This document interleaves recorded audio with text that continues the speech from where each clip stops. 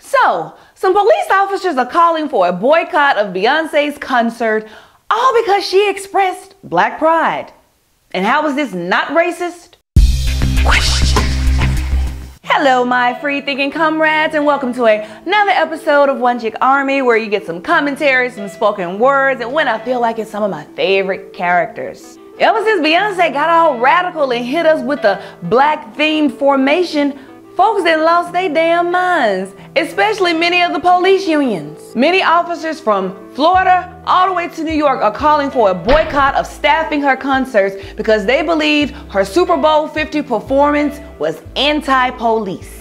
Beyonce, how could you promote such a hate-filled agenda on a public and traditional platform? It is a slap in the face to law enforcement everywhere. So in the middle of me reading about these protests, people's opinions and comments, some people even calling for Beyonce to be investigated for supporting a terrorist group, and me trying to learn the formation dance. I got hot sauce in my bag, swag. I caught wind of some other things, some things that were said on social media and some things that were said in mainstream media about the Black Panther Party. The Black Panther Party is anti-police and a hate group.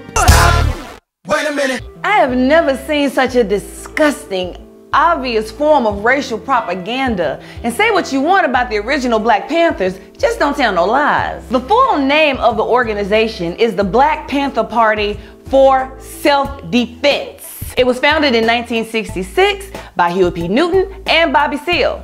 Now, who are they wanting to defend themselves against, you may ask? The police. You know why? Because they kept beating a whole bunch of black people's asses and killing them. And you know what else? They faced few, if any, consequences.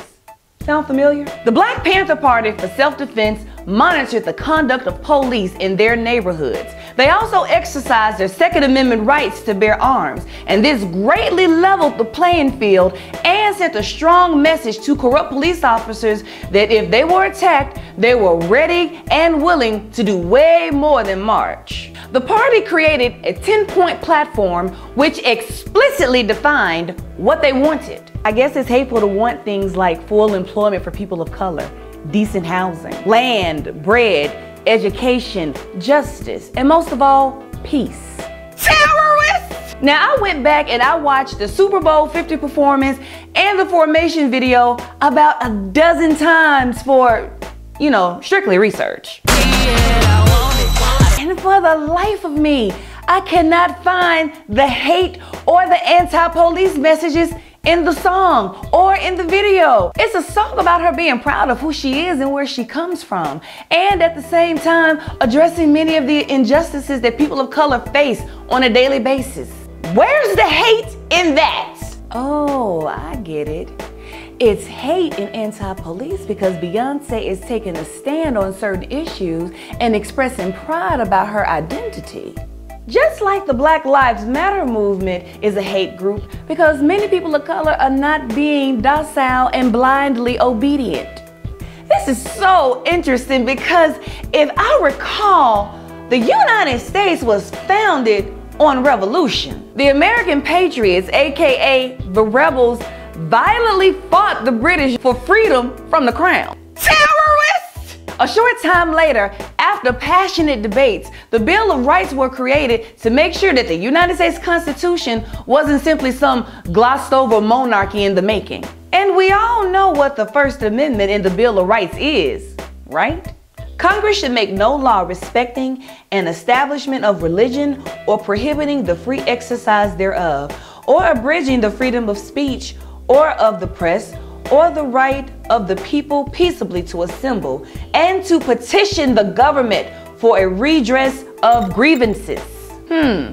So if police officers who are employees of the federal government decide to boycott the staffing of Beyonce concerts because she exercised her First Amendment right, wouldn't that put them in violation of the First Amendment of the Constitution? And actually, arresting people, pepper spraying them, hosing them down with water, sicking dogs on them during peaceful assemblies for protests were all violations of the First Amendment. And I, for one, know that all police officers aren't bad.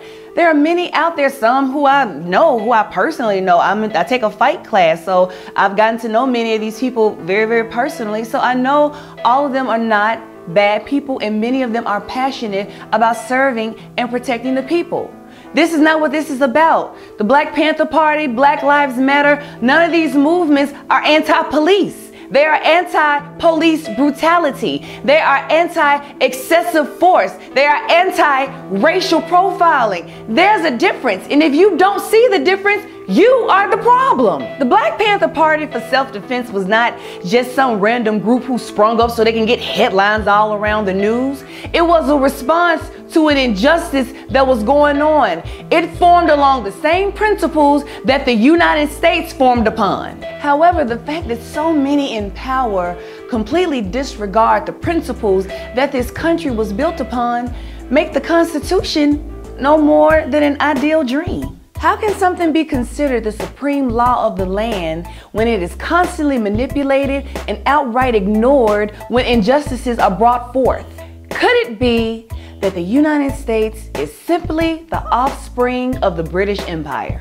The empire that practically wrote the playbook on how to abuse, corrupt, and control. And like a rebellious child with the sincerest of intentions and in spite of their best efforts, is still greatly influenced by her parent, has ways like her parent, and still ultimately seeks her parents' acceptance. And that's all I have to say about that. Do you think it's unconstitutional for police officers to call for a boycott of staffing Beyoncé concerts because she expressed herself?